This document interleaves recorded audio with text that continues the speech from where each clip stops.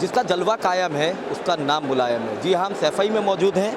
आपको दिखा दें कि बड़ी तादाद में जो लोग हैं वो यहाँ पर इकट्ठा है नेताजी मुलायम सिंह यादव के अंतिम दर्शन के लिए। लोगों का जो जनसैलाब है वो उमड़ा हुआ है सैफई में। 5 किलोमीटर पहले से ही लोगों की गाड़ियाँ खड़ी हैं। बड़ी तादाद में जो लोग हैं वो इकट्ठा हैं। उत्तर प्रदेश सरकार के मंत्रियों की बात की जाए तो सरकार के जो तमाम मंत्री हैं वो यहाँ पर पहुँचे हैं। दोनों डिप्टी सीएम इस टाइम यहाँ पर मौजूद हैं जो कि नेताजी की दर्शन करने आए हैं। कुछ लोग यहाँ पर आए हुए हैं, बाहर से बात करते हैं। क्या नाम है आपका? मेरा नाम बेचई सरोज, विधायक लालगंज आजमगढ़। आजमगढ़ से आए हैं आप? जी।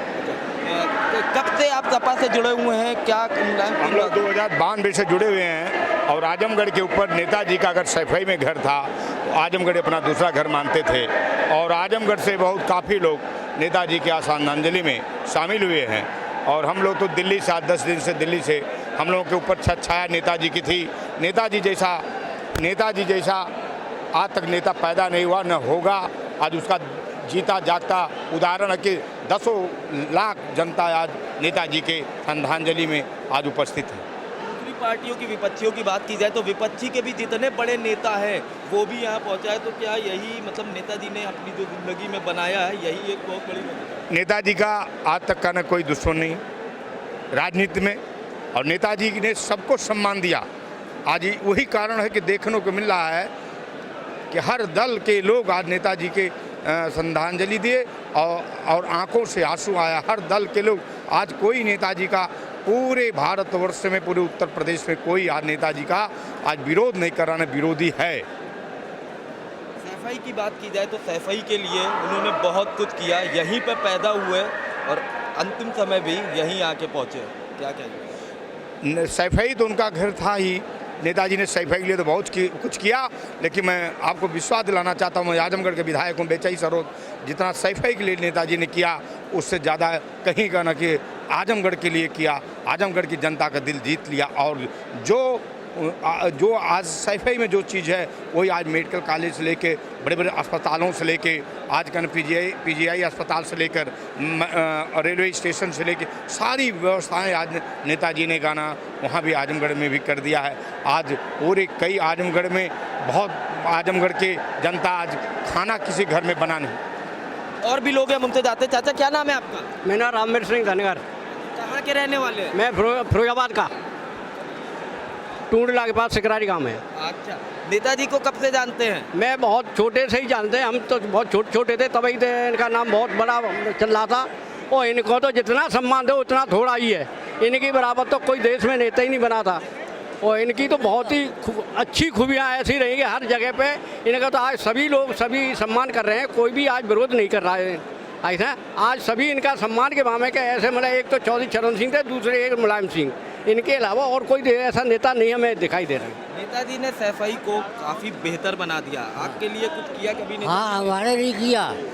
फ्री इंजन दिए सन 91 में, फ्री इंजन, जिप्सम, ऊसर जो है सब खेत बनाया उन्होंने और ढैंचा और नर्सरी बना, खाद और धान की नर्सरी बनवाई, धान फ्री, सब कुछ फ्री दिया था। उस समय की कुछ बातें याद है आपको जो नेताजी के साथ आपने कभी समय बिताया हो या ऐसा कुछ? हाँ, नेताजी किसान के बीच में ही रहते थे हमेशा उन्होंने फ्री इंजन दिए, जिन पर 2 चक्के थे उन्हें 2 इंजन दिए। भूमि सेना योजना चलाई थी ऊसर सुधार की, तो पूरे उत्तर प्रदेश में ऊसर नहीं रहा कहीं। नेताजी के अंदर अपने विरोधियों का दिल जीतने की भी एक बहुत बढ़िया कला थी। बिल्कुल। हम काठा से आए हैं, नगला खाड़े से, रघुराज सिंह हमारा नाम है और हमारे पिताजी स्वर्गीय श्री पान सिंह यादव बहुत नज़दीक से उनको जानते थे और हमारा परिवार भी बहुत दुखी है। जब से ये सुना कि उनका देहांत हो गया तो हम लोग कल से ही यहाँ पड़े हैं और नेताजी के लिए कहना कितना भी कहो थोड़ा ही है सब। आप क्या नाम है आपका? उदयवीर सिंह यादव। जी उदयवीर सिंह यादव। उदय जी, एक चीज़ जानना चाहते हैं, नेताजी ने बहुत से लोगों के लिए किया, चाहे वो सैफई के हों चाहे वो उत्तर प्रदेश के लोग हों। ऐसा कुछ आपके लिए या आपके परिवार के लिए नेताजी ने किया? मेरे लिए, मेरे परिवार के लिए, सबके लिए नेताजी ने किया। मेरे चाचा जी थे श्री सियाराम सिंह यादव, वो पहलवानी करते थे और नेताजी के साथ उन्होंने पहलवानी की है। और एक बार एक पुलिस का मैटर पड़ा था, चूँकि हम लोग ग्राम पंचायत प्रधानी का चुनाव लड़ते, उसमें मेरे पिताजी ने एक बार सिर्फ नेताजी से मिले थे और नेताजी ने तत्काल हमारे मैटर को सॉल्व किया था, सुलझाया था। नेताजी ने हर वर्ग के लिए किया। कहाँ से आप, कहाँ से हैं? हम भदोही से आए हैं, जिसे नेताजी ने ही ज़िला बनाया था। बनारस पुराना ज़िला है जिसको काट करके नेताजी ने बनाया था 30 जून 1994 को। हम वहाँ से आए हैं और मेरा नाम कुंवर प्रमोद चंद मौर्य। हमारे परिवार से, हमारे पिताजी से सन 1967 से नेताजी से मुलाकात था और मेरे पिताजी के ही कहने पर उन्होंने ज़िला भदोही की घोषणा किया था 94 में। पिताजी हमारे एमएलसी रहे और समाजवादी प्रोधा भी रहे। सन 1947 से वो समाजवादी आंदोलन से जुड़े थे बाबू जयप्रकाश नारायण जी के साथ में। तभी से पिताजी जीवन पर्यंत समाजवाद के झंडे के नीचे रह गए और नेताजी से उनकी मुलाकात सन 1967 में हुई थी और नेताजी के ही सानिध्य में वो सन 82 से लेकर के हमको लगता है 90 तक जिला अध्यक्ष थे लोक दल के और दलित मजदूर किसान पंचायत के। बाद में फिर जब जिला बन गया तो उस समय भी नेताजी के राष्ट्रीय नेतृत्व के तहत जनपद भदोही के भी जिला अध्यक्ष रहे। और नेताजी बहुत ही ज़मीनी और दिल के बड़े नेता थे, जो कहते थे वो करते थे। सन 1987 वाले सरकार में पिताजी ने ज्ञानपुर के विधायक को तोड़ करके सरकार को बचाने का काम किया था। उसी समय नेताजी से बात हुई थी कि जो ये लाल बत्ती आपने दिया था विधायक को ले आने के लिए, क्षेत्र की मांग है कि ये लाल बत्ती हमारे ज्ञानपुर के विधायक को मिलनी चाहिए और जनपद भदोही की घोषणा होनी चाहिए।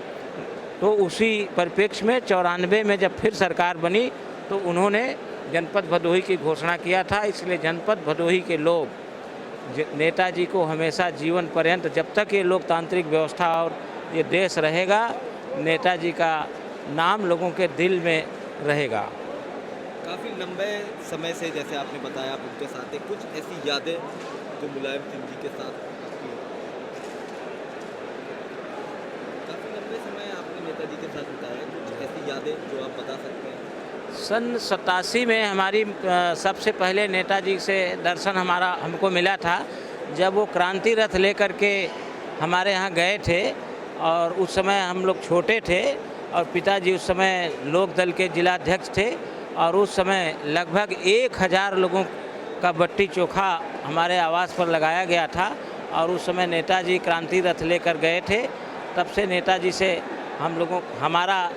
तभी से मुलाकात हमारी है और नेताजी का हमेशा आशीर्वाद बना था हमारे परिवार से। और हम भी भाई नेताजी से बहुत भाव विभोर हैं, इसलिए मैं भदोही से आकर के नेताजी के अंतिम यात्रा में मैं शामिल हुआ और ईश्वर से यही प्रार्थना करता हूं कि नेताजी को ईश्वर अपने चरणों में स्थान दें और नेताजी का इसी तरह से हम लोगों के लिए प्रेरणा स्रोत बने रहें, जिससे कि जनसेवा कर सकें और अपने पिताजी जो स्वतंत्रता सेनानी और समाजवादी पुरोधा थे बाबू पारसनाथ मौर्य, उनके अधूरे कार्यों को हम भी लोगों के बीच में पूरा कर सकें।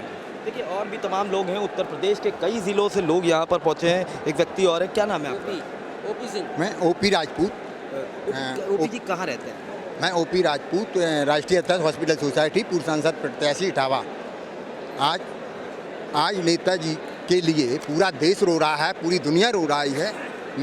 हमने नेताजी से मिलते रहते थे, हमेशा नेताजी से हमेशा मिला करते थे। तो पहले हमने एक बार मैंने उनका सन 62 में जो पढ़ते थे, साथ साथ सभी लोग हमारे जो चाचा पढ़ते थे, उनसे मैंने तो उनके पत्र में मैं पूरा अपना लिखा पत्र और मोमिया में मढ़ के हमने नेताजी को दिया। तो नेताजी ने कहा तुम्हारा मैं कागज़ फाड़ूंगा, वो कागज़ फाड़ा नहीं। हमने नेताजी आ गया पढ़ो, तो उन्हें मुझे बहुत डांटा और नेताजी ने अच्छे गुणगान दिए। उनके पास बहुत देश रो रहा है, पूरा देश रो रहा है, गरीबों के लिए बहुत किया।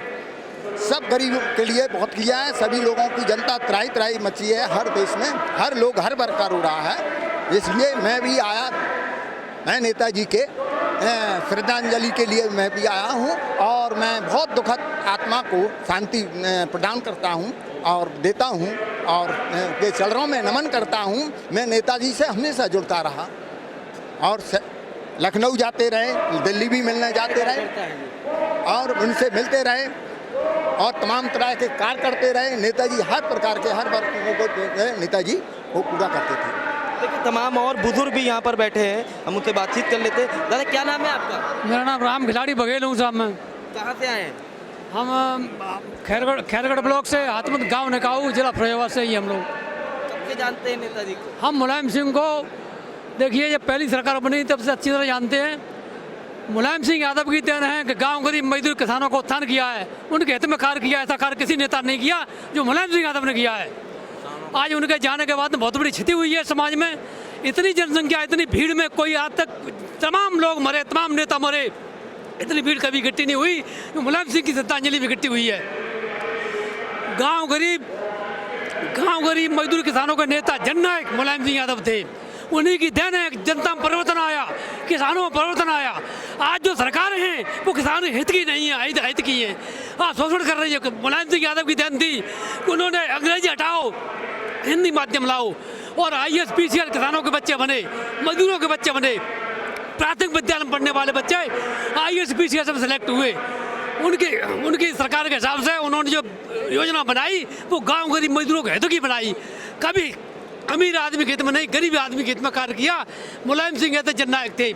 आज उनके जाने के बाद में बहुत बड़ा खेद है, बहुत बड़ी क्षति हुई है, बहुत बड़ी हानि हुई है। कुछ ऐसी बातें मुलायम सिंह यादव की जो आपने कभी साथ में बिताई हो? हाँ, बिताई साहब।